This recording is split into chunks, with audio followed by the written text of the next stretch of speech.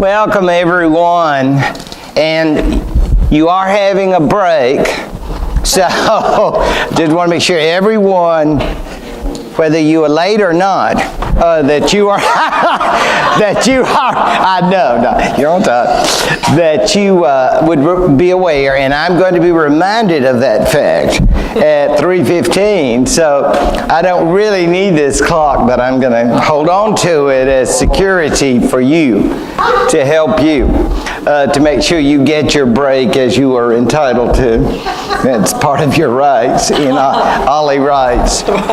Now, if you were here last time, or if you were told about it and not off on some excursion, because many of you had absences, either excused or unexcused, let me just remind you that this particular lecture, which I began last time, deals with what I think is probably the most important subject that I'll be discussing this term. So you say, why is it so important? Well, simply because we're going to have to civilize those Anglo-Saxons. And who better to do that than the Christians? This is a fascinating story to me, and in some ways a misunderstood one. I thought I started with a clicker, but is there a pointer that I could? Sorry about that.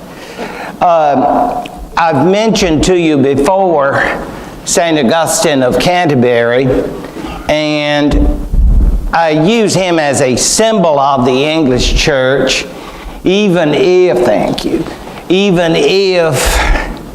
there is that tradition of Christianity in Britain prior to St. Augustine. And if you were not here, let me note in brief that as early as the 2nd century, maybe the 1st, the Christian missionaries were coming over.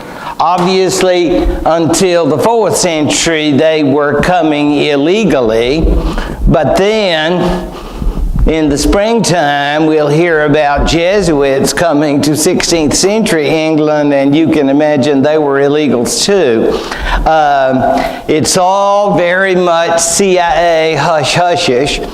You come over as ordinary people, get off the boat, and go to work, because missionaries are very brave people. But interestingly, other religions popular in the empire at that time had their missionaries as well. And I think that's something we forget sometimes. Christianity had lots of competition. It wasn't merely the traditional Celtic peoples, it was the religion of the mystery cult. The goddess Isis, for example, of Egypt, or the goddess Mithras, who had Zoroastrian ties from Persia. And these had cults. I had actually seen a remnant of what I suspect was a center or temple that the Christians probably took over after they won, and they used all of these old places for their purposes. In any event, so 4th century, Christians are now legal. They are the preferred religion. Others are accepted still, but you know you are going out. You know it's all a matter of time. And in fact, we know that by the end of the 4th century, other religions were outlawed. And there we actually have imperial decrees ordering that if people are caught trying to tell the future, or do other things that are associated with paganism, that they are subject to arrest and all the rest of it. I'm sure that people still consulted them and said, you know, are you an Aquarius? Are you a Taurus? And you're going to have a good day tomorrow, and meet the one, and all the rest of it. But it's still, you are doing something that is illegal. And the Christians are, at the end of the 4th century, the only legal way to go, religiously speaking. And if you say, well, but I'm going by the old religion, and they say, well, that's why it's called old, because it's no longer the way to go, you know? You got to get with the plan. We've got this great Christian religion. Unfortunately for the Christians, the Romans are going to be leaving Britain. The withdrawal must have been a terrible shock, considering how exciting the established Christians were by virtue of their newfound power. I mean, not everyone was a Christian, I'm sure, but the opportunities for missionary activity and for state funding, as we would say today, all of that would have been paramount. So I am sure the withdrawal of the Roman forces made Christians understand that trouble was ahead for them. And you might be wondering, if you hear what I'm saying, I might think they must have been, and you say, well, why don't you know? I've got a reason, I promise. And there's a clear reason, because we simply do not have any evidence. We know about the Celtic Christian Church, to be sure, but we do not have any historical records of their bishops or other leaders who would tell us what they were thinking, because this had to be a very trying time. No, we know, of course, Gildas. Remember, we heard about Gildas, who had that sort of nasty, dyspeptic way about him that said, you Celts need to get on the ball, and because you're such losers, the people are coming. So we know there was him, as much as you want to trust him. And I'm not sure how much that is. He's not the greatest of historians. In any event, it is a very dark period, if I may use that word. We know about missionaries. And we know that the religion spread from the Celtic peoples to the Scots of Ireland, as they are called. And of course, if you hang around Auburn on March 17th, you'll see all the reverence that he is paid by our fine undergraduates. There's a spirit of veneration all through College Street, as they seek to honor this interesting person. I have queried them about their services, but they usually have no comment. I would point out, though, if I were allowed to go into the bars and speak to them about Patrick, that they would know that he was a Celtic Christian and he was not Irish. I don't know if that would cut down on the drinking and the bars would close down. This would make people go to Ralph Brown-Drone Library to do more research. I don't know. But the fact is, they believe him to be the symbol of Ireland, and so we will let that continue on in March. At the same time, as the spreading of the Christian faith continued into what we call Ireland today, it also continued in Scotland. And I know we all love to travel, so I thought I would bring up this side. That's a beautiful place if you ever get up that way. Have you been up there? Isn't it something? Now, they picked a mighty nice day to take that photograph. I was never up there when it looked like that. You know, it's like those postcards they send you and you say, wow, look at all that sun. If you see the sun before 12 o'clock, you've had a good day. And just let it go because it's going dark. It just is. And so if you got weather problems, you associate weather and setting, but it is, I would say, forbidding in a certain way.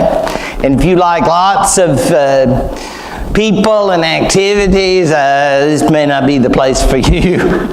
But it is, as you see, quite lovely there in Iona, and it is associated with St. Columba, known as the Apostle of the Picts, the first Celtic Christian missionary to bring the faith to these folk of what would become Scotland. Of course, there was no Scotland then. But he was aware of the Picts, and the Picts were not Christians, so he is associated with the development of their faith. It might seem a bit odd to us that he chose to have his monastic locale, he and his fellows, in such a remote place, but that was the tradition often for monks of whatever kind. I mean, they're not going to be put in the middle of the city as some monastic groups are today who want to reach out to and be a part of the masses as they go about trying to help people. In that day and age, their monastic mission was to do missionary work, but at the same time to live in as remote an environment as possible for their own spiritual edification. And I think we will agree it is remote. So they were pretty safe, okay, so where they were. So there we have it for the Celts.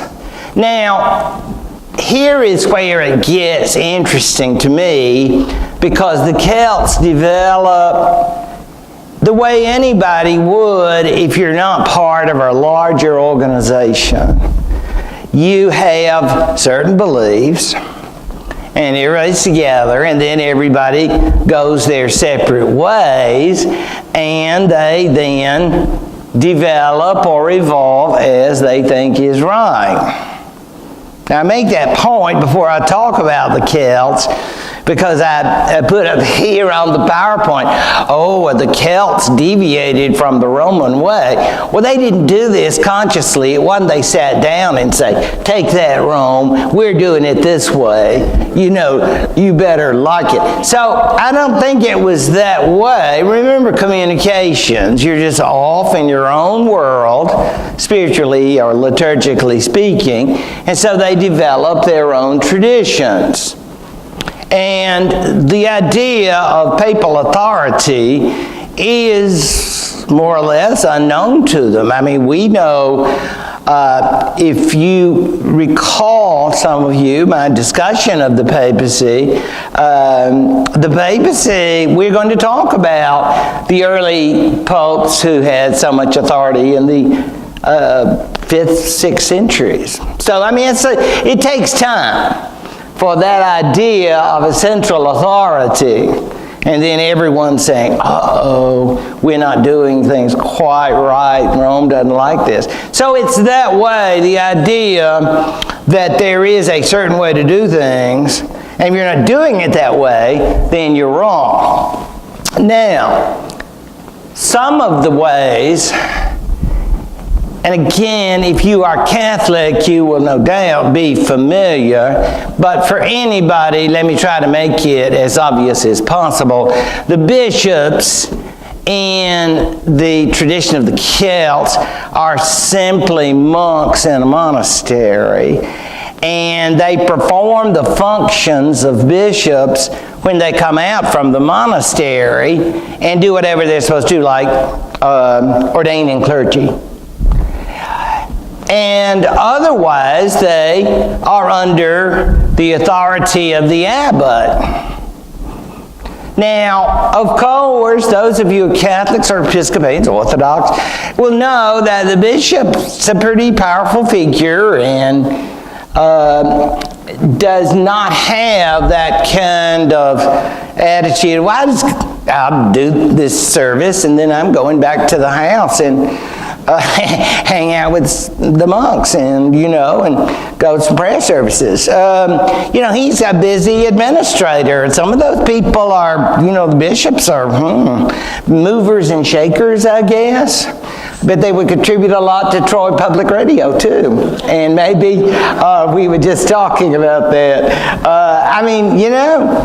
Now, that's just one of those things. The second thing is the tonsure, which seems an interesting touch, that the Celtic tonsure should be different. That is the way that monks cut their hair. The shape of the tonsure, and you say, well, isn't that pretty small? I think it's very small, but it's noticeable. When I used to take students to some sort of pub or something, these British folks, they would know they were Americans. In 10 minutes, they would say, "You're Yanks, aren't you?" And these students of mine would say, "How did y'all know?" When I was, But they would have on, now I'm dating myself, but they would have on Villager or some other, Laura somebody. Ashley. Thank you. Something of that sort, and they would say, "You think we look like Americans?" I said, "I think you do." So I think it's red, white, and blue totally. And so that is to say then that in this particular situation, the tonsure of the monk would definitely have made them stand out if they'd been around Benedictine monks. And then there's the matter of peregrination. Try that out. And somebody. Anybody want to go peregrinating? Peregrinating is an interesting custom, and if you're a Benedictine, it's a no-no. Because peregrinating means here today, gone tomorrow. Because some of you will remember in the New Testament, the Gospel, when Christ speaks of the Son of Man having no home.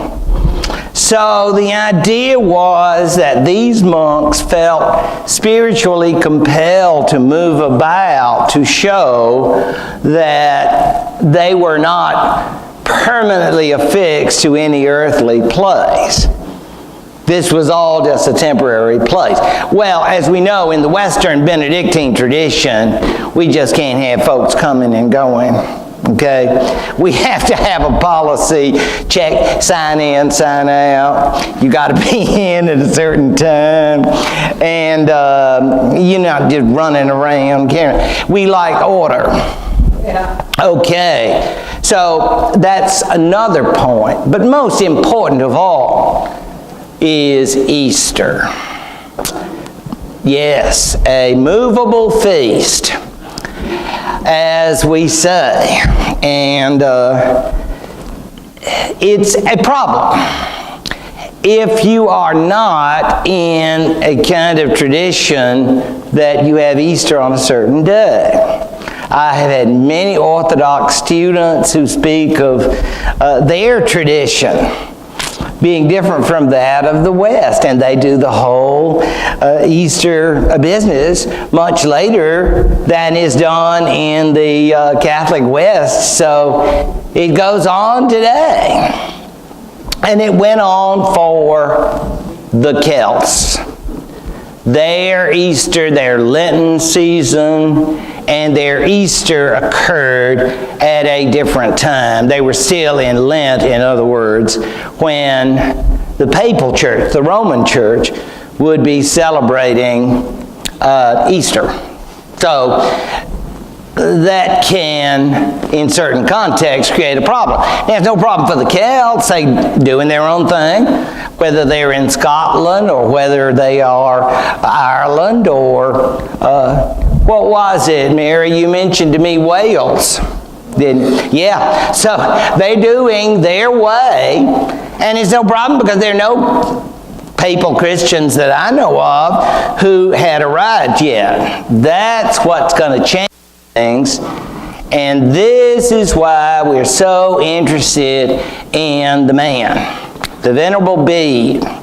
I mentioned Bede to you before as one of the sources that we trust for all our studies of Anglo-Saxon England, but I didn't build him up because I was saving it for today.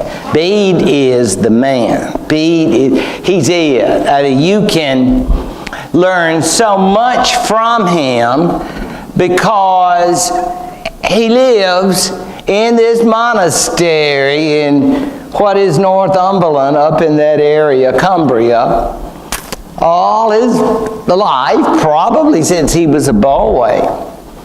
And he was a learned scholar, not only of history, but he also studied chronology. You say, how do you study chronology? I'm not sure, but he is the first person, and this is something you can drop at the next party. If you want some trivia, Alan, I'll give you trivia. He is the first person to popularize the system of dating by the incarnation of Jesus Christ.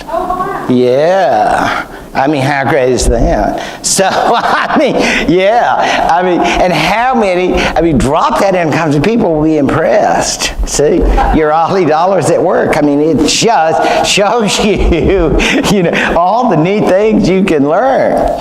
And that is one of them.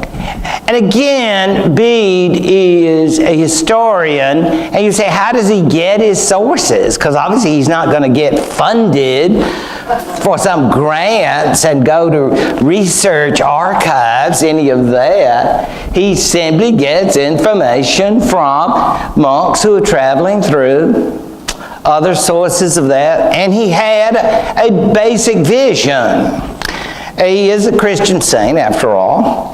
And his vision, of course, was of one church, one faith, and one vicar of Christ.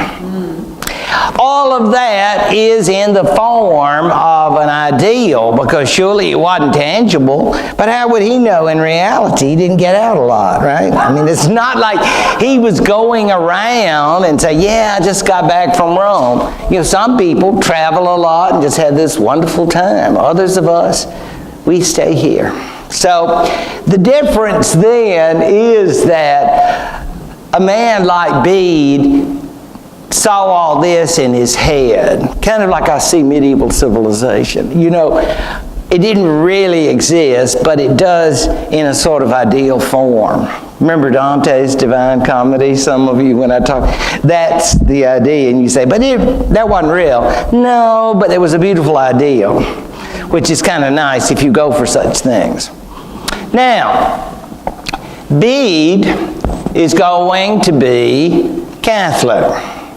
How did he get Catholic? Well, family. I mean, how long? Probably one generation. So he's probably very grateful. It is said that his grandparents could have been pagan. And why not? Because the conversion to Catholicism will be rather fast and yet somewhat unexpected. How does it come about? It comes about, in the case of the Anglo-Saxons, because of planning from Rome. Now, the other groups that would become Christian, and that is before the Anglo-Saxons, would either adopt to forms of Christianity that were not what today we would call Catholic Christianity. Just to give you one example, many would accept a form of Christianity that saw Jesus as a kind of demigod sent by God to earth to fight against sin, and gave his life for the faith, but not as the second person of the Trinity.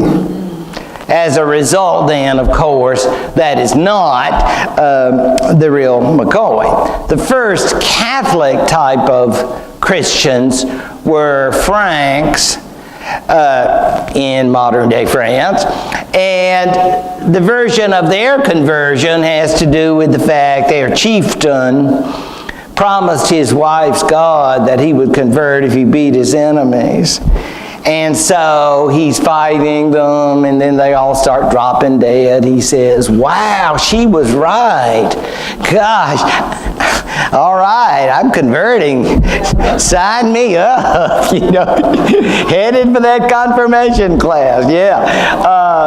But some of you will recall Clovis the Frank. Now, the Anglo-Saxon story is, of course, a different one, and to me, a very, very interesting one. But it does have to do with marriage, and it does have to do with what we call today, I guess, mixed marriages. The relationships of various rulers, these Germanic peoples, is often sealed by marriages. And again, if we were doing a class in the history of women, we would say, are they having a lot of choices? I want to marry him, yes, no, maybe. And the answer is they had no opportunities to make a decision. They were needed as part of the politics of these relationships, and so they did the best they could do. And they served quite a purpose as they saw it for parents, for husbands, and for their religious faith. In this case, the person is named Bertha. And Bertha was a Frank. She was married to the king or chieftain, I use that term king loosely, the king of the Kents. And Kent, is on the coast, the western coast, as in Canterbury, or eastern coast, I mean. So, when she marries, of course, her family says, this is great. We're excited about our new Franco-Kentish relationship. This means the world. I mean, now, can we get down to talking about the dowry? That's a very important, you got to get that dowry right. And then he says, and there's also the issue of religion. You see, the Franks were already Catholic. So they're marrying a pagan. You say, gosh, I know. Is he going to have to convert? No, but he has got to allow her to practice her religion. Which, because now, after they make the agreement, I suppose he had to put his big X on it, because the idea is going to be that he will accept her right to practice her religion. And this is Ethelbert, king of the Kentish people. So he seems to have been a nice man, and apparently he just said, yeah, that's fine. They had in Kent the ruins of old Celtic churches. And I don't think they were keeping them as museums or anything. And you might say, well, why weren't the Celts there anymore? I think they got kind of kicked out. Well, why didn't the Celts come back and try to help these poor Anglo-Saxons go to heaven? Because they can go to hell. That's why. They don't care. They'll save all those Irish and all those Picts up in Scotland, but no Anglo-Saxons, damn them. So, we can use that church for the new queen. And see, she has her staff, and they're all nice Catholics. And I'm sure every night after supper, she says, well, good night. I hope you don't let the bed bugs bite. Because if they bite and you die, you're going to H-E-double-L. And of course, he might say, dear, now I think we've talked about this before. I know, you know, we respect each other's religious traditions. She said, yeah, but I really hate to see you damned.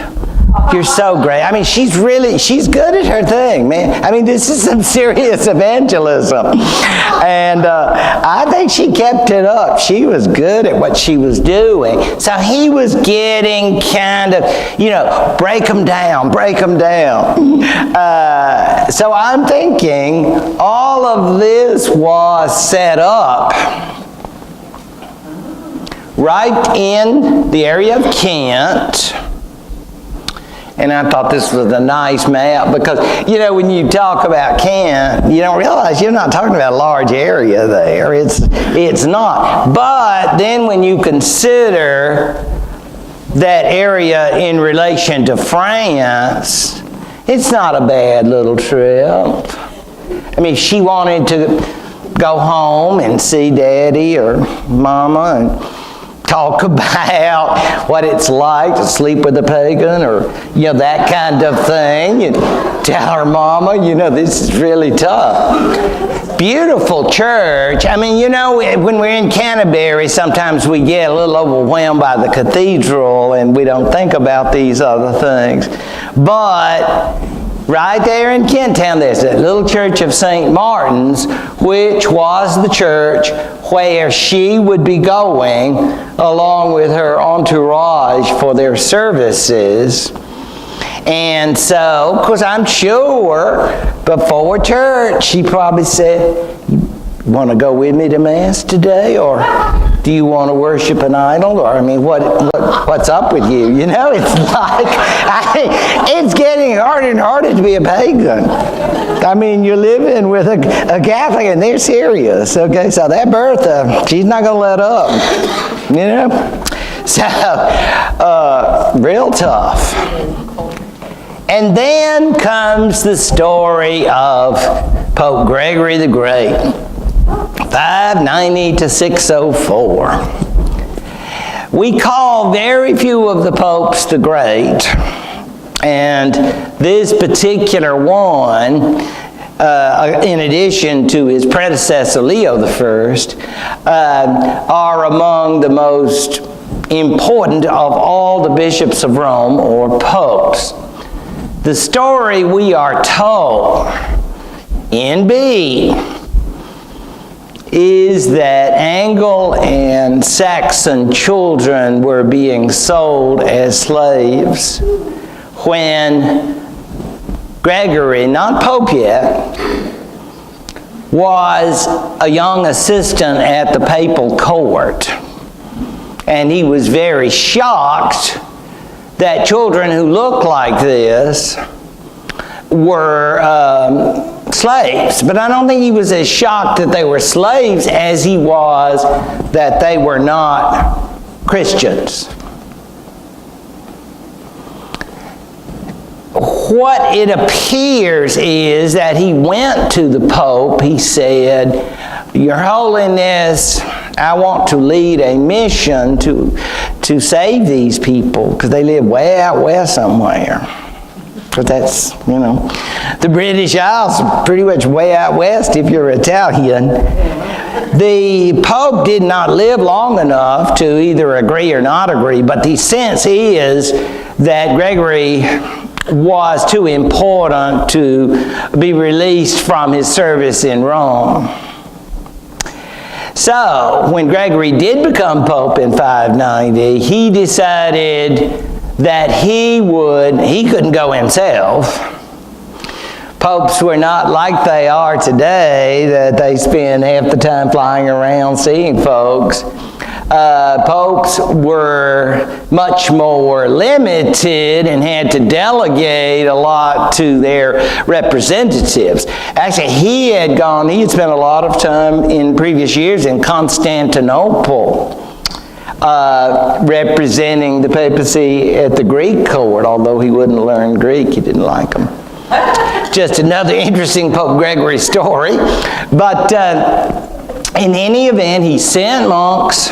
They were Benedictines, and they knew about, and again, you can imagine the level of communications, but they were aware that Bertha was there, and Bertha the queen, and she would ensure they had a warm welcome from her husband, the pagan one, idol worshiper. But as you can see from this somewhat cheesy illustration, it appears that he received a warm welcome. I don't mean, even in Bede, it's not like these monks arrive and then the Pope said, the king is saying, gosh, I can't wait. I'm so excited about being Christian. Where do we start first? Literacy class? Or I want to look at... No, I think it was pretty slow going. And the monks, they got discouraged. We're so blessed to have the correspondence of Pope Gregory I. So we have all the letters, because sometimes he would have to write. They must have been writing him back and say, we're having a real down day. We didn't feel like we did good today. And I don't know. There's so many heathen, and they seem like they really like their idols. And you have days like that when you're in sales. And so, it's like, and he keeps on giving them one of those talks. You can do this thing, man. We're on the right side. We got to save these people. And they go, okay. So it's not always a perfect story. But it is a story that ultimately will lead to his decision, that is to say the king's, to convert. I'm especially sure that was true night after night about hearing that. Can't you just say good night? No, you got to say, oh dear, I was going to pray for you, but then you're heathen, huh? It can get old 24/7. When he converts, eventually, I do speak here of a chain reaction. Because when a king converts, I'm sure there was a lovely ceremony. St. Augustine, Augustine, would go to France and be made the first Archbishop of Canterbury. So he would be in an authoritative position. So, for further expectations, because they had big plans. Today Kent, tomorrow England, that kind of thing. Because they had, no, we're not stopping now. We're going all out here. But it was a big, mega plan. But we got to start somewhere. So they're starting here, and they're starting with Ethelbert. And then he would call in his members of his, you would say, Witan. You remember the warriors. He would say, fellas, my wife, she's a great queen. She's really helped me a lot, and I've grown as a man and all that. And fellas, I'd love it if you'd come to Mass with us one Sunday. We're going to have a meal afterwards and talk about the faith, and I'd like to introduce you. So and they're saying, wow, he seems to like this thing. You think we may join? And then the next thing, get one of them call in his things and saying, y'all, you're not going to believe what I've been hearing. This is a great religion. So it's like that. And then finally, you mentioned the little folks. Y'all come on in from the field. You worked long enough. You know, so, I mean, it has to go through all the levels where you get down to the regular folks. But so that's what I mean. It's not like a fairy tale where somebody just goes, and now you're Catholic. I mean, it would be, maybe that would be a dream you learn in Sunday school, but that's not really the way it happens. It is a slow process. And even as the conversions are going about, you can be assured that people are still trying to hold on to their old traditions as much as possible. It's a tough breaking. Gregory understood. He would write a letter once. He said, you got to let them hold on to some old stuff and just let it up gradually. Give them a break. Don't go in and go like, you can't do that because that's not Catholic. You can't do that. They're ignorant. They're slow. Just work with them. I mean, he's a master psychologist. He really was. So he knew basically how to deal with it, but he couldn't control poor St. Augustine, who did not know how to win friends and influence people. You talk about a tactless individual because he had to deal with the Celts now. Because as we are gaining in strength among Catholics, you ask yourself, but there are Celtic Christians there in other parts, and how are they going to react to these newfangled Roman folk coming into their world? Well, they might have, but then B tells this story that the Celts came in to meet with him, and this almost sounds like something out of the annals of Orthodox and Catholics, if you were keeping up with that.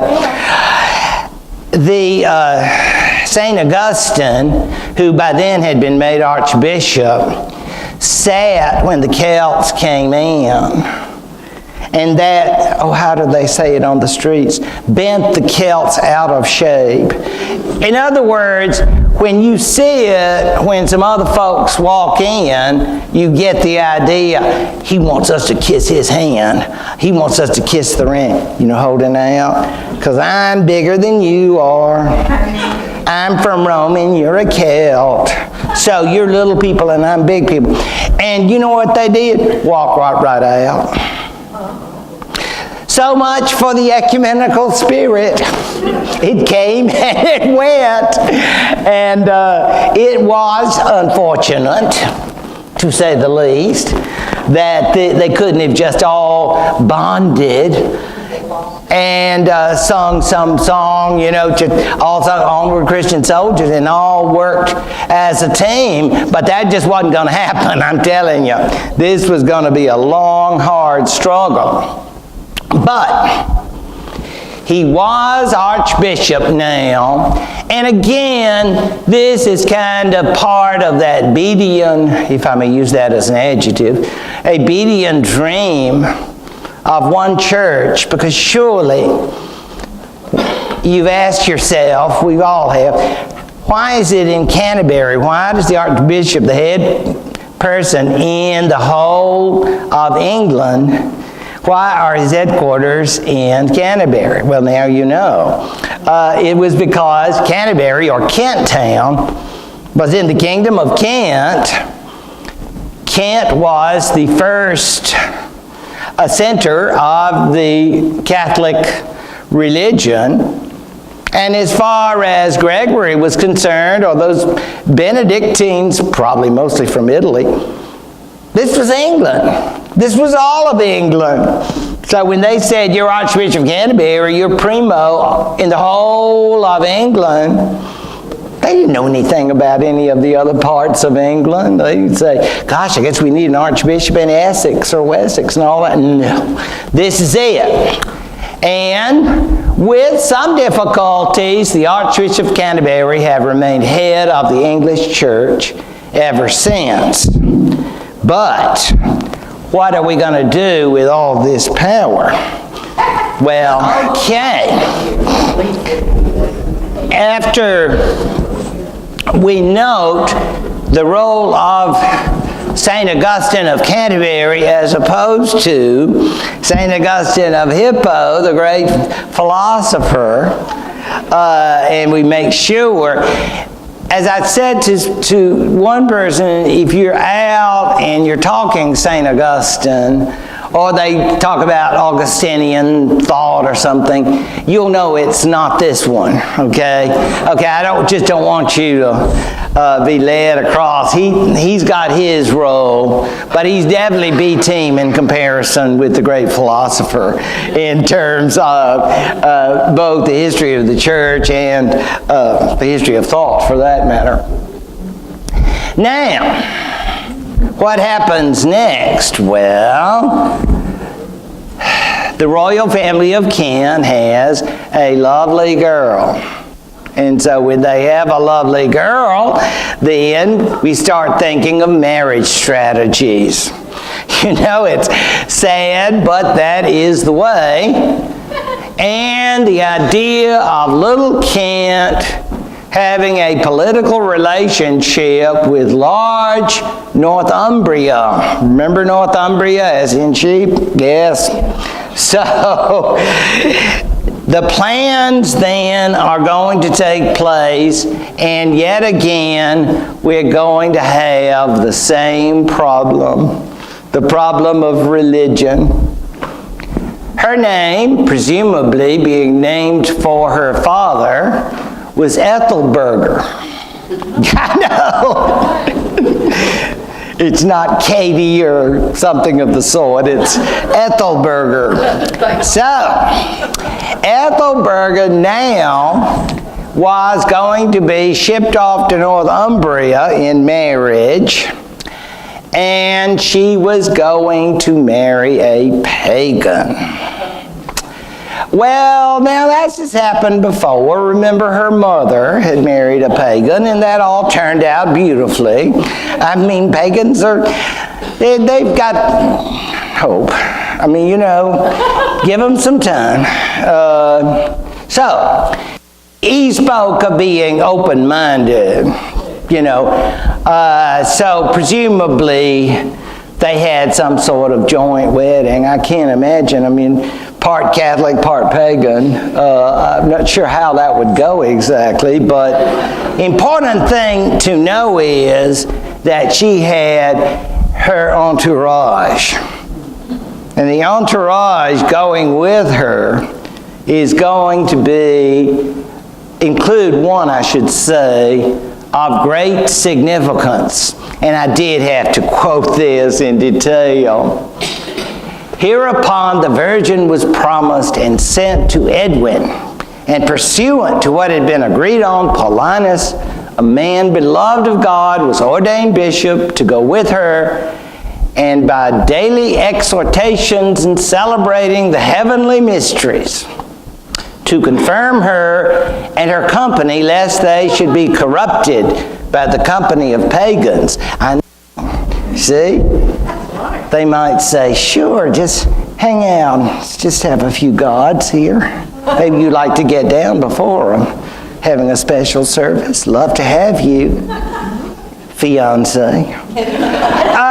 So, yeah, and of course there's Paulinus. Come on. We've got Mass to go to. So it's just like having your own Dominican right there with you. So, but Paulinus' mind, see, he's multitasking, as we say today. He's not only worried about the princess to be queen not being corrupted by paganism, but he's also wholly bent on reducing the nation to which he had sent to the knowledge of truth. And you know, remember that old television show, Secret Agent Man? I think of that because, you see, he had a purpose. Mild-mannered bishop going as Queen's spiritual advisor. Sure you were. But what I'm really going to do is make them all Catholic. That's right. So, that is to espouse her to one husband, that he might present her as a chaste virgin to Christ. Now, that does not refer to the queen, of course. It refers to the kingdom. bring the kingdom to the Catholic faith. That was Paulina's job. So, once they're married, then Paulinus will have occasion. You'll say, Your Majesty, I wonder, could we talk a little bit? I mean, I don't mean to interfere. I know you got your idol worship, and I don't want to interfere in that period, but I was wondering if we could talk a little bit. I know Queen and I would love that, and all of that. You know, they're newlyweds. It's that period. You just want, oh, honey, I just want to do everything to make you happy. All of that. Strike while the iron's hot. So, yeah, confirmation lessons could be on the way. So, that's what's going to happen. There he is. I've had many a student with that look. Yeah, you know, down. He's like, oh God, won't he ever shut up? You know what I mean? We can all relate, I'm sure.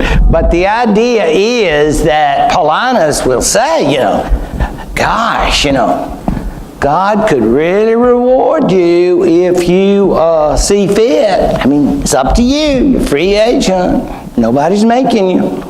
But I mean, with your queen, and you're going to have half Catholic children. So,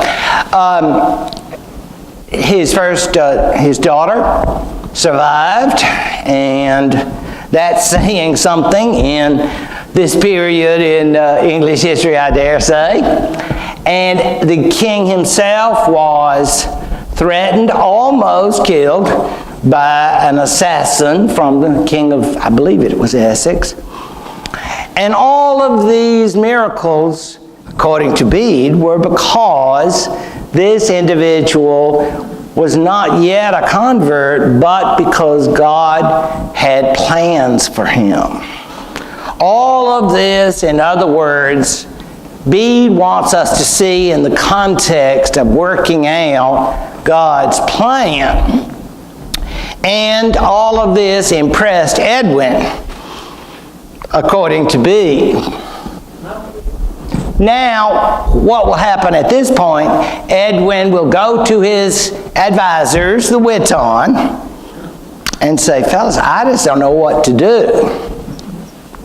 He's got a lot of great ideas, and, you know, I am sleeping with one every night. So, I'm just really I want to know what you fellas. Well, this was interesting to me because one of the priests, and this guy's, you know, giving up a good job if the king goes the other way. So this is a pagan.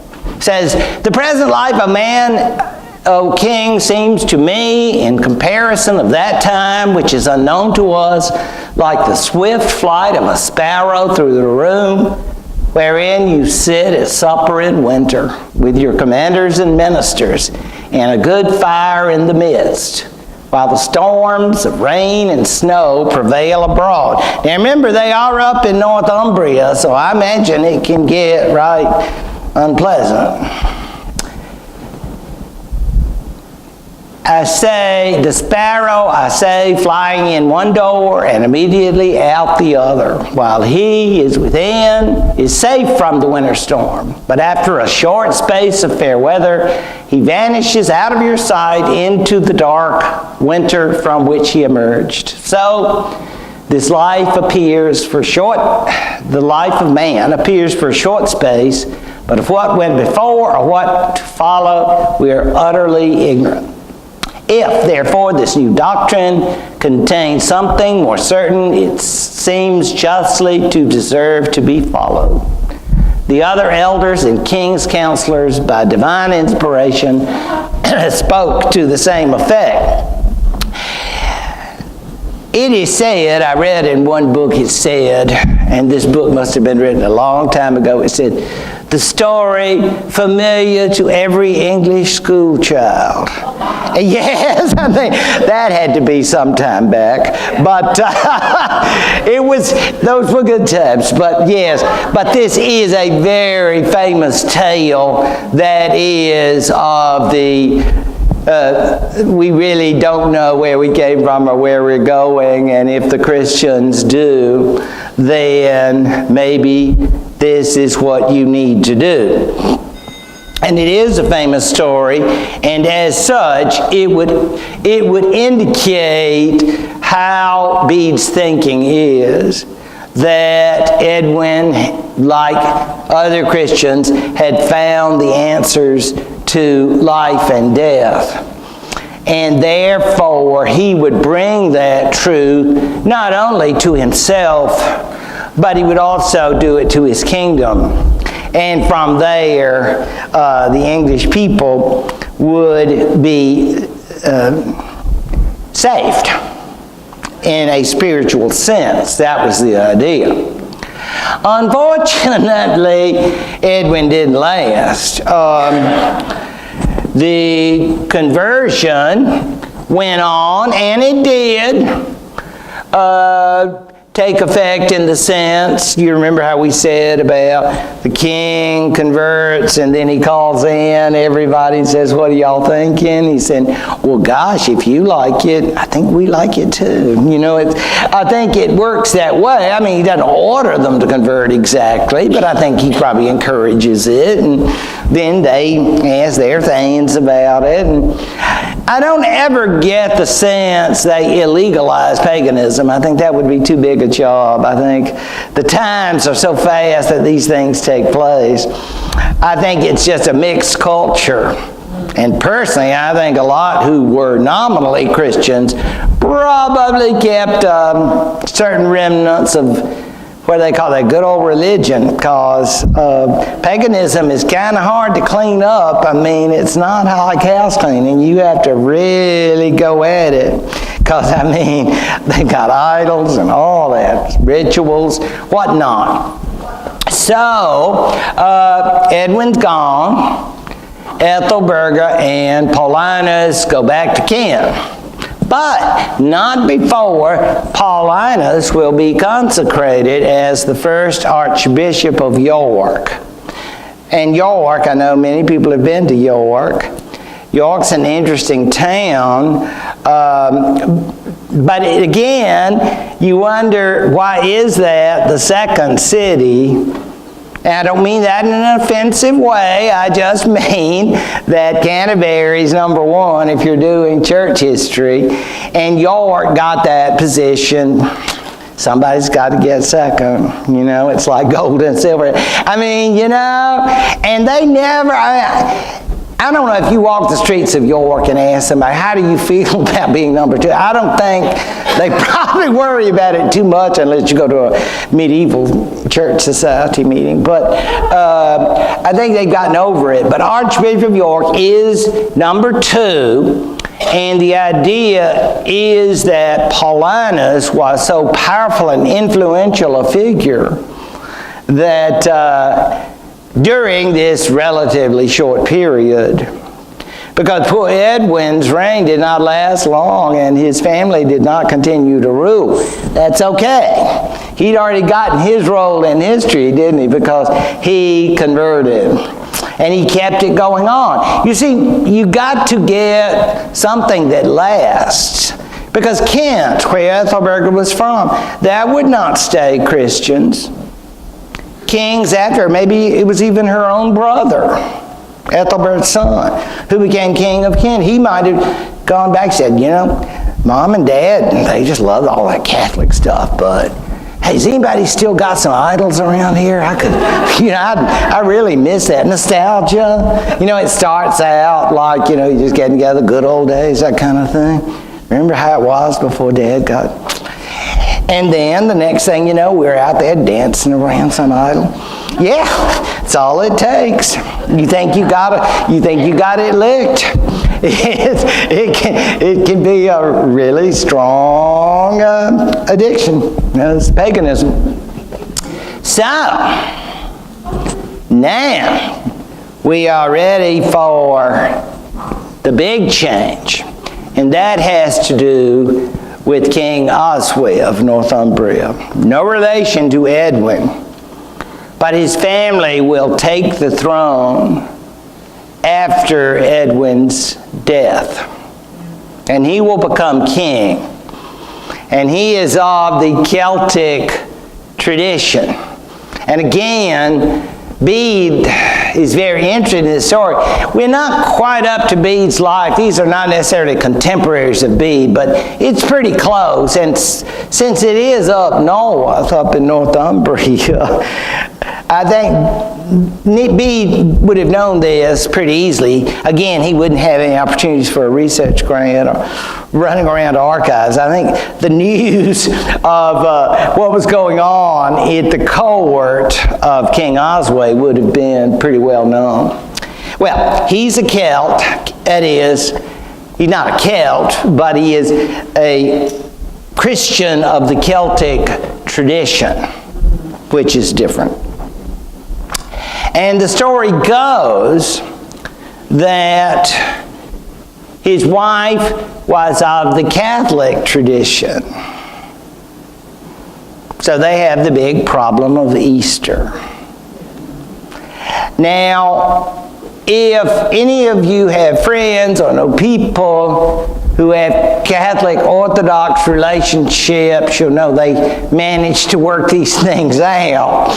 But for the purposes of the Venerable Bede, it's a major deal. And Oswy is not happy about it. He says, why should I be celebrating the resurrection of the Lord, and my queen is fasting? This just doesn't make sense to me. Somebody's got to clarify all of this. What am I going to do? Well, I think I need to have a conference. Now, let's go to Whitby. The ruins of the house at Whitby, I know some of you have seen, up at Northumbria. This was a beautiful old monastery in Anglo-Saxon times. I'm not sure how it fared in later medieval times, but I know in this time it was very, very prominent. And I might say, in case you're wondering, how are they filling up these places? How are they getting so many recruits? And that's a very, very interesting question, because we know that many of the monks and nuns were people of what we would call the ruling families. You just happen to be daughter number 5 or 10, or and you know, they call you and say, you know, honey, all your sisters, they had those beautiful weddings and they had nice dowries, and that was great for them, wasn't it? And they say, oh yes, Daddy, I know they're very appreciative. Well, honey, guess what you'll be doing? You're going to be a Benedictine, you know, that kind of thing. And this was true for males as well. Basically, monasteries would be places to put extra children. Now, you do not have to go in on the lower level, you know. You get a key to the executive washroom on day 1. I mean, so it's not as if you go in and they say, yeah, now you have to scrub floors for the first week. No hazing of young noble monks, any of that. You go right into the leadership of the house. And these nobles played a major role. Clearly, not everyone is cut out for the monastic life, and I suppose there were people like that. As a matter of fact, they did give children, when they came of age, the opportunity to leave if they wished. But people did not have, shall we say, a plethora of career alternatives, and I suppose for many this became a great life, particularly if you wanted to study. Need I mention the Venerable Bede? I mean, you want to write, you can write away. You have some teaching duties there at the monastic school. But I don't think he would have been expected to do any major labor. He'd be doing a lot of praying, a lot of writing, research. So for a scholar who had no worldly interest, it would be a great life, okay? Because you wouldn't have any family responsibilities, no mortgage, no braces to pay for, none of that. See? So, I mean, you just scholarly life. And so I'm sure there were lots of people there in Whitby. And interestingly, as someone pointed out to me earlier, this would be one curious place by the standards of the High Middle Ages, because they did away with them. They're called double monasteries. Double monasteries, because they had men and women. Yes, not co-ed. So let's not get any ideas of anything. I fear you're thinking lurid. This is all above board. They had different wings, and it was presided over by a woman named Hilda, who was actually a niece of King Edwin, the late King Edwin of Northumbria. So Hilda is one of the interesting figures. We wish we knew a lot more about her. But we know that as abbess of this large double monastery, she must have been called on quite a lot to give advice, to deal with various problems in the area. And as such, it was not altogether surprising that she, like Osway of the Celtic persuasion, was happy to host a meeting which I'm not sure would have been altogether pleasant there in the double monastery, because she would bring in the Catholic representatives and the Celtic representatives so that they could give their spiel, I guess, for the king. Now, I might note that in the matter of the double monastery, one has the idea that, remember, even till 2016, there's no such thing that at least I know of a woman priest. Therefore, no women's section would have been complete without a male as chaplain.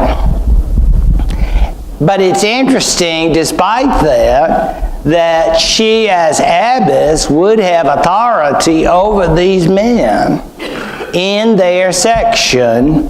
And I understand that basically they had some sort of signal.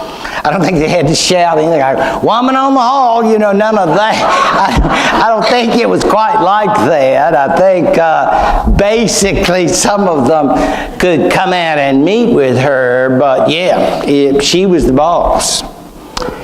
And like I said earlier, we're not surprised that by the 11th century, they were clearing those out. They were saying, the idea's come and gone. So we're going to have, there are going to be convents and monasteries and all this women leaders. That's really, that's just wrong. So that's the end of that. But I thought it was rather interesting for this particular period. There she is. And again, I like the idea of the crown too, because again, this is not someone who made her way up from the other side of town or any of that. I think she definitely has the bearings of a person of nobility, and so I think she knew how to rule. I don't think there was any problem of that. But from what I have read, she was said to have been a very spiritual person and a great leader of obviously both men and women. what will happen now, interesting to me, is that he will call on the two, that is, representatives of the Celtic tradition, say, now tell me why I should follow your tradition. He says, well, you know, Celtic peoples, we go way back. You know, we've been here a long time, and we love the Lord. And he said, yeah, that's true, and I respect that. I really do. And he said, yeah. And he drops the big name, Columba. He says, you know, this is the way of Columba. And then, you know, and all the Celtic people are going, Columba, you know, that kind of thing. I mean, everybody is just really fired up in that group. And he says, well, thank you. That was a very nice presentation. So, then the Celtic people sit down, and this is all from Bede now. Okay, I'm not making any of this up. This is all from Bede. And so, the representatives of Rome say, well, you speak of Columba. Sounds like he's a pretty good fellow, if he's as good as you say he is. So, but I wonder if he compares with Peter. And everybody's good. The room is electrified. You can only imagine. Peter? Yeah. Peter as in keys to the kingdom, Peter. So, Peter, Columba. Peter, Columba. Yeah. Think about that a little bit, Celts. I mean, you know, it hurts. But, as we said, thank you for your presentations, but I think we got the point, and I think we know who's won. This is not going to be a weighted decision. I can't afford not to go with Peter, because Peter has the keys to the kingdom of heaven. So, that decision goes, and I'm sure the Celts were not exactly good losers. And it wasn't like, gosh, fellas, you all do have some wonderful ideas. Give our love to the Pope, and we just want to work with you, and give me a hug, that kind of. No. I think they just walked right out. You know, not exactly a go to hell thing, but it was kind of, they were right irritated, I'll put it that way. So I put this, you know, nice little saving paragraph. They would accept the Catholic tradition. Well, not right off. It will take time. And just like the pagans becoming Christian, there's that sort of hardcore element who will hold out. You can imagine when Benedictine organizers are coming to some of those Celtic monasteries and they say, we want to make some changes here. You know, we have the Benedictine rule, and some of your practices are really not legitimate. So we need to work on that. That peregrination, that's got to stop. And you know, those of you who were members of Greek organizations will remember when the national consultants come in and they say, you know, that's not really according to our practice. That seems to be one of your little local traditions. And so we need to, they're taking notes. Yeah. So I'm sure they may have been doing this with the Celtic people. And the Celtic people say, yeah, but we've been doing this a long time. This is part of us, you know. I had the hardest time when I was a fraternity advisor because they would say, well, we do it at Auburn. I said, but yes, but that doesn't make everything perfect, you know. And it was hard to make them believe that. We do get that idea of the local way is our way. And so the idea of changing over the Easter, new haircuts, new monastic haircuts, for those who needed them, and of course other changes to conform to the Roman way would go on quite a long time. And we're speaking here only of England. We're not even talking about the Celtic traditions in Wales, Ireland, and elsewhere. because they were much, much longer, because it took a long time for papal authority and the rest to take root. What we have to think about, though, is the fact that more or less over time, this Catholic tradition will now insert itself over the monarchies of what will become England. There will become in Bede's tradition the idea of a Catholic England. He won't live to see it, of course, but he certainly envisioned it and he wrote about it. It's still far from reality at the point that we leave this story in the 7th century. But we are far from having everyone become Catholic, if everyone ever did. I'm asked that by students sometimes, did everybody go Catholic? I said, well, I suppose you could say they conformed to it. Whether or not they believed it may be something else, but we can't worry about that. All we can consider is that they now dominated. If you find, you go into somebody's house, and you find in one of their closets some idol, and you think, golly, yes, I'm sure it was going on behind closed doors, as the old song went. But the fact is that it wasn't cool anymore, to be pagan. Catholic is the way to go. Okay, and of course, the role of the Archbishop of Canterbury, number 1. York, number 2. And the Roman tradition of Easter and otherwise acceptance of that kind of papal authority. But there is not one king. Now let me show you. This is the famous statement that I was telling you about. This is the one Coleman, and I may say ours, if he was Christ's servant, was a holy man. This is that famous quotation about the Roman delegate bringing it down with saying, Coleman said none. It's sort of like, I know I've lost this.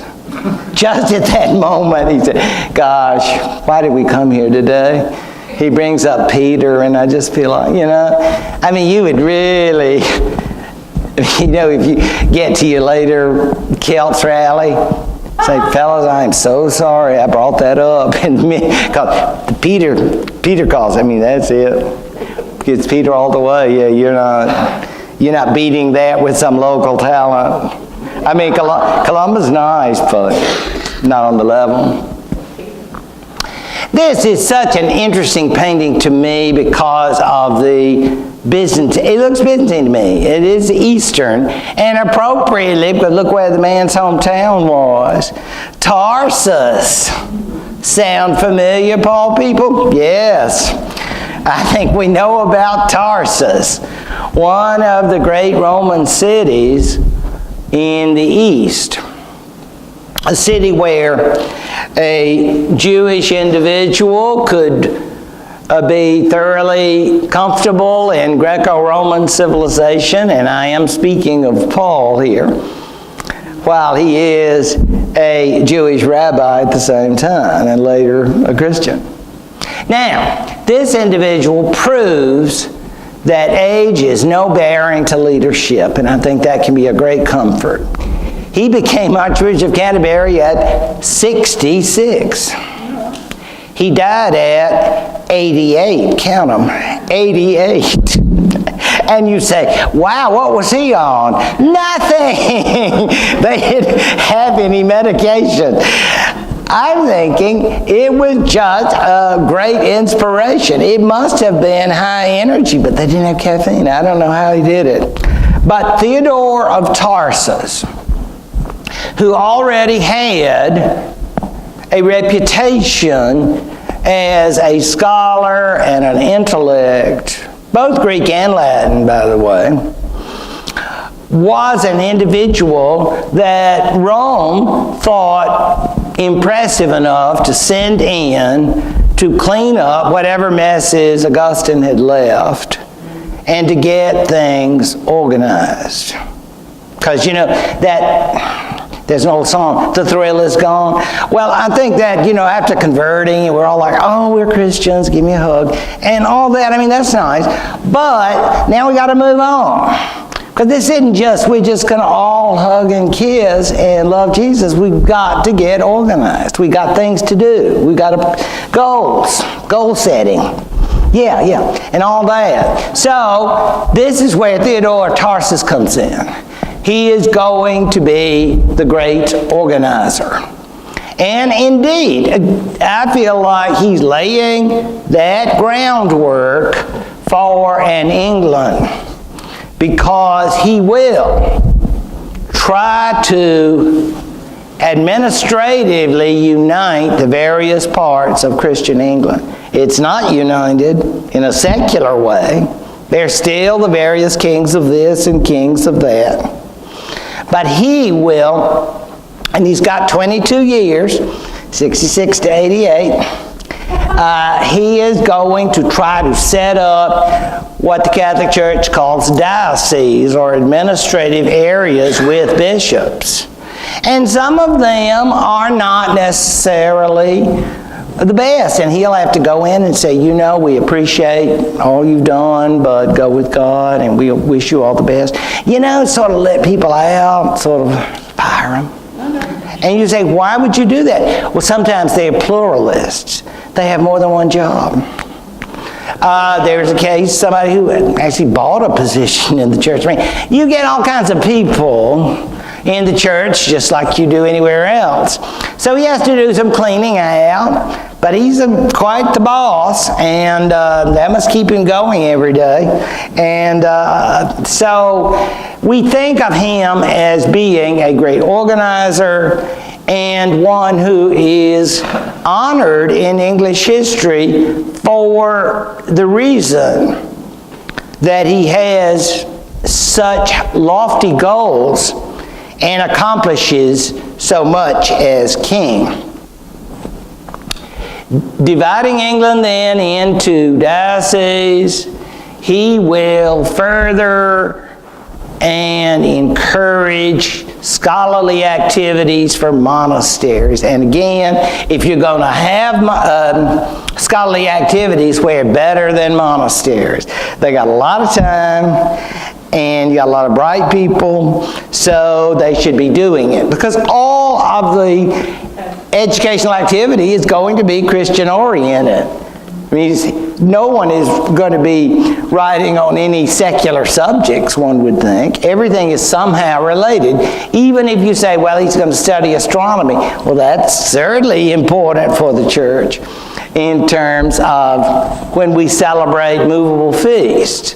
So, with all of that in mind, then, we understand that by this period, and by the time it ends, the reign of Theodosius as Theodore of Tarsus, then we will have more or less a unified English church.